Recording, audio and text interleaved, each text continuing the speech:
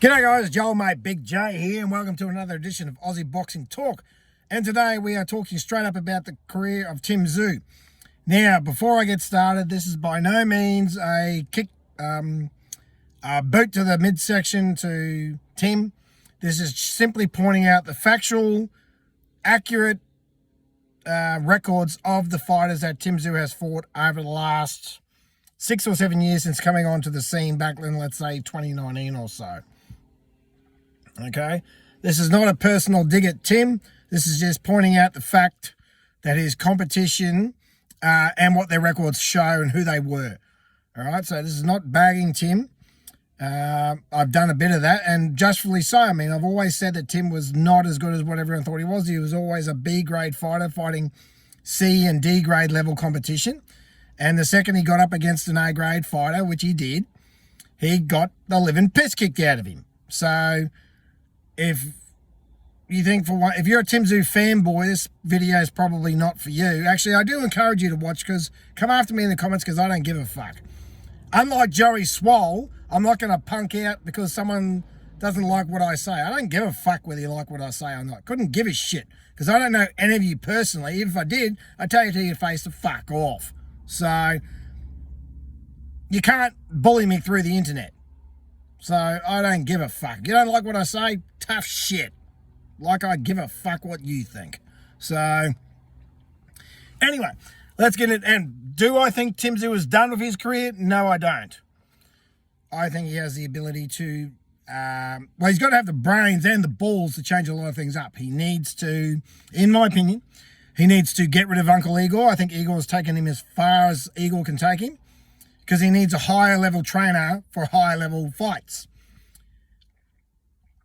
So, I mean, Igor deserves a hell of a lot of credit getting to where he's got him, but I think he needs a change. And change as good as a holiday, I really think that he needs a change. And besides Jeff Horn, name me one fighter who didn't change trainers during their careers.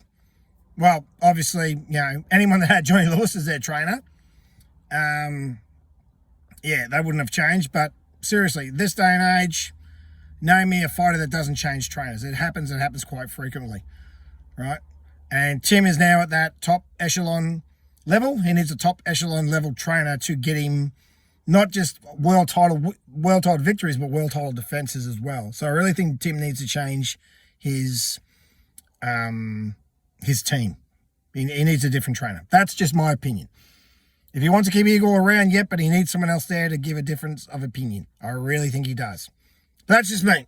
But do I think Tim's done? Fuck no. He's only 30. He can come back if he wants to. But he's got to want to do it. Right? But anyway, let's get into it. So, why was Tim beaten so convincingly by Fundora? Because, well, easily Fundora figured his style out, which Tim really doesn't have any. Because he doesn't have a plan B, he doesn't have a plan C, he doesn't have a backup plan. He just comes straight forward at you, no footwork, no head movement, and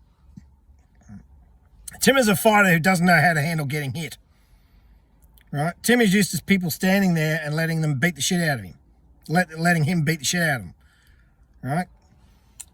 So let's have a look at this. So let's go through the level of opponents that Tim Tszyu has fought since, well, the first inkling that Tim, and I think this is a bit of a brush off, because on October 17th, I'm not quite sure what year it was, but he fought Wade Ryan, might have been 2017, and Wade Ryan knocked, at the time Wade Ryan had a record of 14-5, and Wade Ryan knocked Tim, gave him a flash knockdown in the first round. Now Tim recovered from that and won the fight.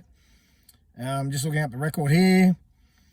I'm just seeing what was the actual scores. I'm pretty sure Tim won the fight pretty convincingly. Yep, scorecards of 97-92, 94-95, and 97-93. So two judges gave it pretty convincingly to Tim, while one had it pretty close, a Tim victory despite the knockdown. And Wade Ryan, yeah, great fighter. The journeyman's journeyman. I mean, Wade Ryan is a fantastic fighter. Never got to the upper echelon of boxing, but just a hard as nails fighter. He was really, it really was disappointing that Wade didn't go further in his career. Right, so Tim pretty much come on the scene on the Denton Vessel, which I'm pretty when he fought Denton Vessel, who I'm pretty sure was a former 147 champion. I'm just looking it up here. I'm just bringing it up on BoxRec. Because the problem with Tim is that, like a lot of fighters, is that they pad their records up with D-grade competition or fighters that are well past their best, and then they move up to the upper echelons and then they get their asses handed to them. I mean, it happens all the time, but Aussies are notorious for it.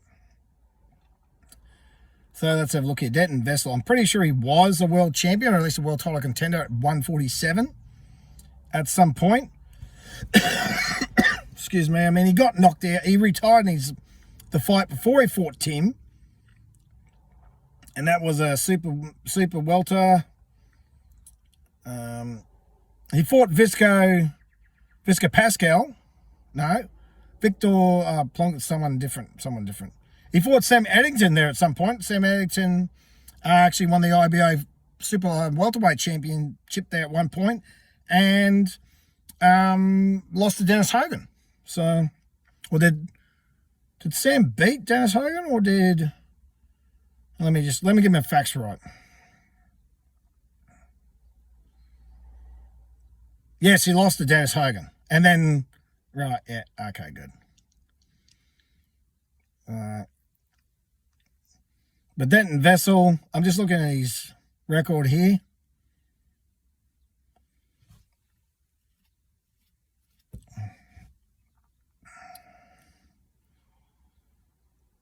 No, he had a fair few fights at 154, but this was his last fight before retiring. So, I mean, Denton Vessel, just looking for a cash out, hadn't fought in eight months before he fought Tim, and, pretty much a cash out. So,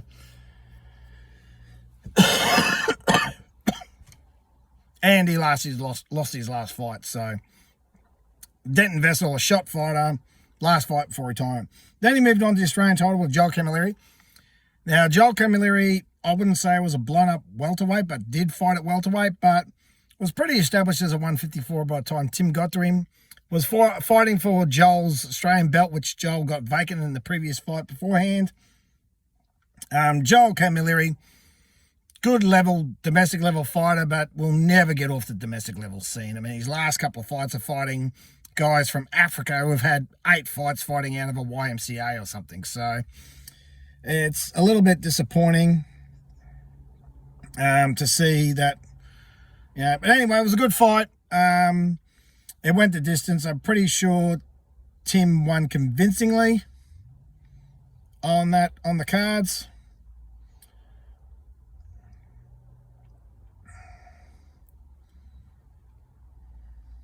Let me just bring it up here. I'm just trying to find the results and still not bringing it to me. Oh, God. Hang on. Sorry. Oh, bugger. Anyway, Tim won on points. That was to win the Australian title, which his father, Kostya, never did. Then he fought Dwight Richie. I'm pretty sure it was for the IBF and WBO regional titles. There might have been Australasian. This thing's just not working. All right.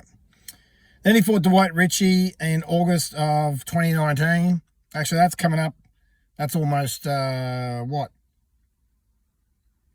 years ago. 6 years ago now. So,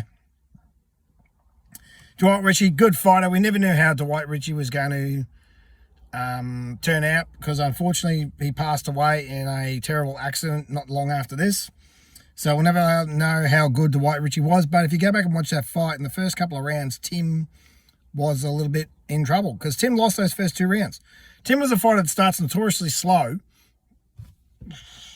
and he's very amateurish. If you go after him in the first couple of rounds, you'll get him in trouble because if you watch, there is a pattern with Tim Tszyu. Every time he's being knocked down in the first round. Right, I think the Bakram Murtazalia fight was the only fight where he didn't get knocked down in the first round. Wade Ryan, first round. Terrell Goucher, first round. I'll get to that. Thundora fight, first round. So I'm pretty sure Bakram knocked him down in the first round too. Jack Brubaker. This is where things start going a little bit pear-shaped for Tim. Jack Brubaker blown up welterweight. Nothing there. Domestic level fighter, nothing going on there for Jack Brubaker. And Jack Brubaker is now retired with achieving mediocre status at best. And that's no disrespect to Jack. That's just the way it was. Jeff Horn, well, the former WBO welterweight champion, but a shot, blown up welterweight who never should have been in the ring. He was having health problems 10 days before the fight, and he never fought at 154 in his life. He went from 147 to 160, had those two, the first ass kicking with Mick Zarafa, then the second fight, which was a complete war. And then by the time Tim got to him, Jeff was absolutely shot. So, Jeff probably shouldn't have been in the ring. And that was Jeff's last fight before retirement. Barton Morgan, a blown up welterweight, with so much class, his jaw should have been a chandelier. Tim knocked him out in one round. Dennis Hogan, an established good fighter who should have been a world champion. He fought, oh God, what was his name? I can't think of his name now. Hami Mungia, I think in 2018 or 19 for the WBO Super, well, the same title that Tim would end up winning. And Dennis should have won that fight. But Tim took out Dennis in 5 rounds. Dennis did go on to win the IBO Super welterweight title off Sam Eggington after this fight. But Dennis was, well past his best and long in the tooth. I think he was like 36 years old by the time he fought Tim, so certainly not his peak.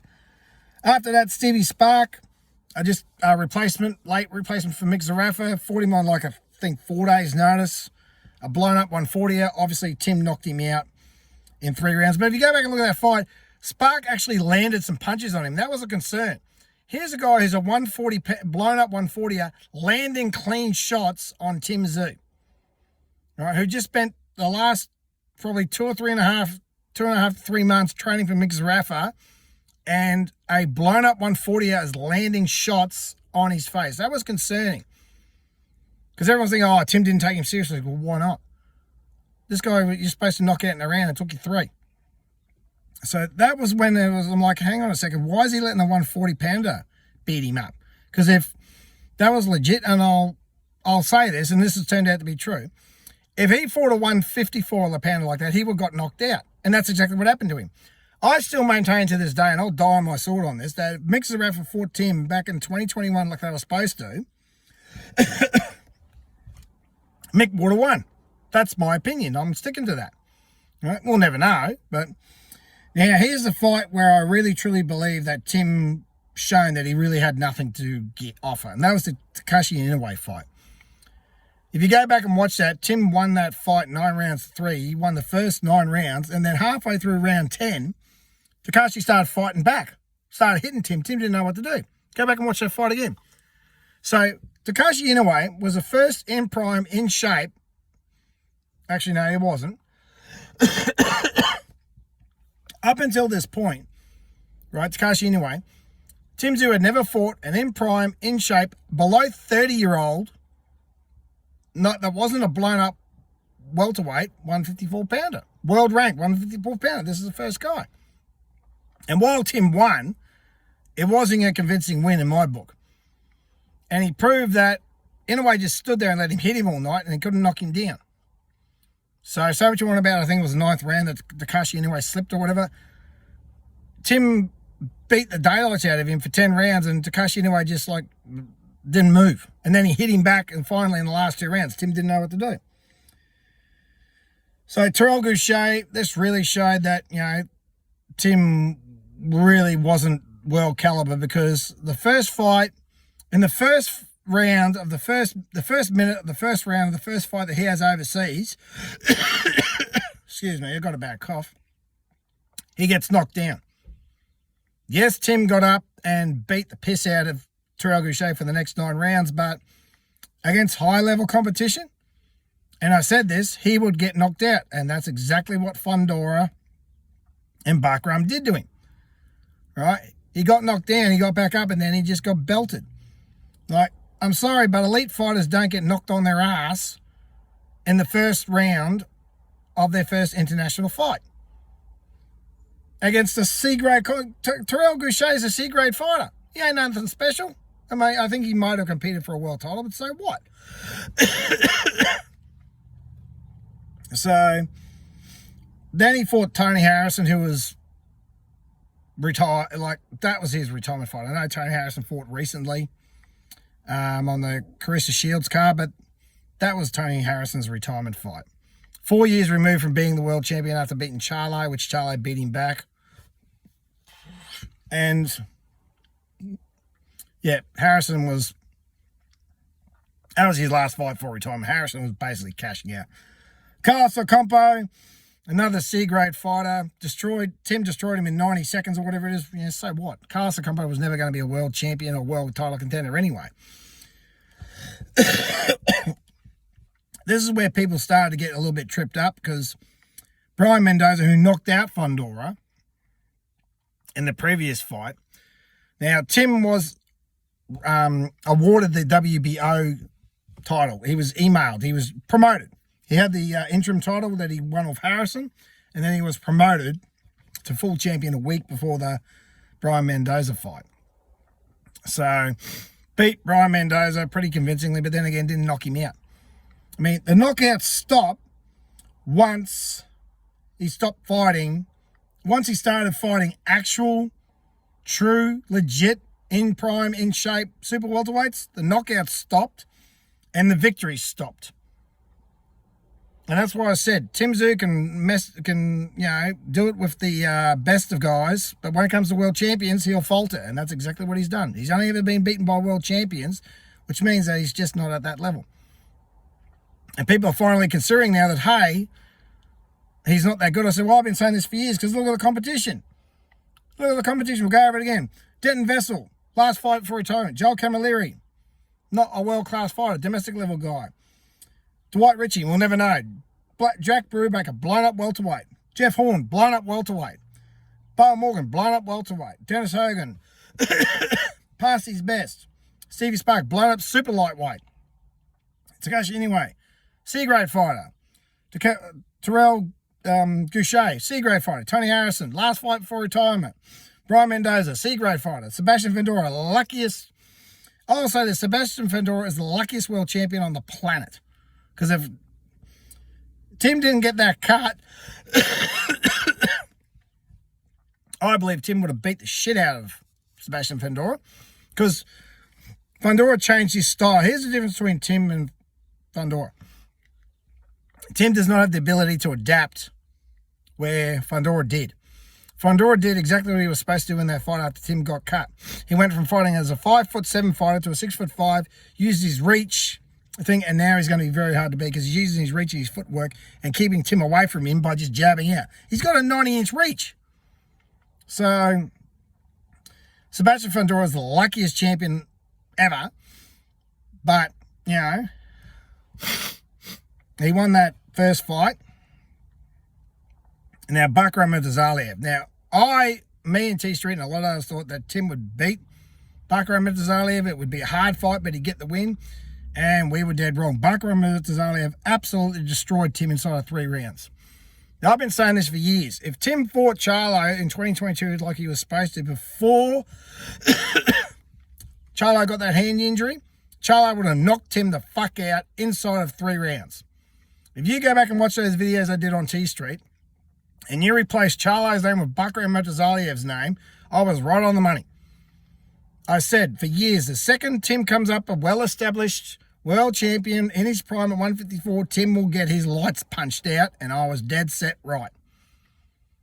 So before you say I'm a Tim Tszyu hater and all this bullshit that you Tim Tszyu fanboy dickheads want to come after me and say, oh, you're just a hater, fuck you. If I was a hater, would I spend so much time talking about Tim Tszyu? I wouldn't give a fuck. So, I don't have my head up my ass like you fanboys do, right? I actually look at the facts and I realize from the Tekashi Inway fight that Tim Tszyu ain't shit. Oh, that's unfair. Tim Tszyu's not as good as everyone thinks he is. To say he's a shit fighter is completely unfair because he's not. But he's a C-grade, he's a B-grade fighter at best. B- fighter. B-. Right? Unless he beats a world champion, he'll never be A-grade. So he's a B- fighter, and that's at best. Because Buckram kicked the living shit out of him. And then what's he do? Go fight a fringe contender nobody like Joey Spencer, who will never get off the world stage. So he goes and derails some other poor kid's career to make himself look good. Right? And I expected nothing out of the Joey Spencer fight, so that was just to get a win back in the thing, get his confidence back up. And then Fundora, and he got absolutely destroyed. He got knocked down in the first round, and it was pretty much all over from them. And then Sebastian bashed him for the next 6 rounds. He was getting some good shots in there, but I honestly thought the ref was going to stop it at the end of the 7th round, because I thought Tim was saved by the bell. And he got beat. Simple as that. And this is what people need to realise, is that unfortunately Tim's not as good as what we think as you people thought he was. Because at his hype, he was 70% media creation because he was rammed down our throats because he was Kostya's son. And they used to introduce him as Tim, the son of Kostya Tszyu. God, that used to piss me off. What? Tim is his own man. Why do they have to keep on bringing his father up? His father lives in Russia and has virtually nothing to do with him. So that gives me the shits when they bring up Kostya. I mean, Kostya's not training him. Kostya's not doing anything. And the only time Kostya was there to watch his fight, he got the piss kicked out of him. But anyway, so can Tim come back? Yes. Should he move to middleweight? Yes. Should he change trainers? Yes. And he needs to fight better competition, because he's at the world level now, so he only should be fighting world level fighters. All he should be fighting now are former contenders and ex-world champions. That's it. That's all he should be fighting at this level. He shouldn't be fighting anything else. All right? Because you can't go and fight C and D grade fighters and expect to become a world champion. It just doesn't happen that way. It just doesn't happen that way. So, but based on that evidence, that's why Tim Tszyu got beat when he finally got to a champion, because he had a whole bunch of C and D grade fighters. Where were the B grade fighters? He hasn't fought a B grade fighter yet. He has not fought Madrimov,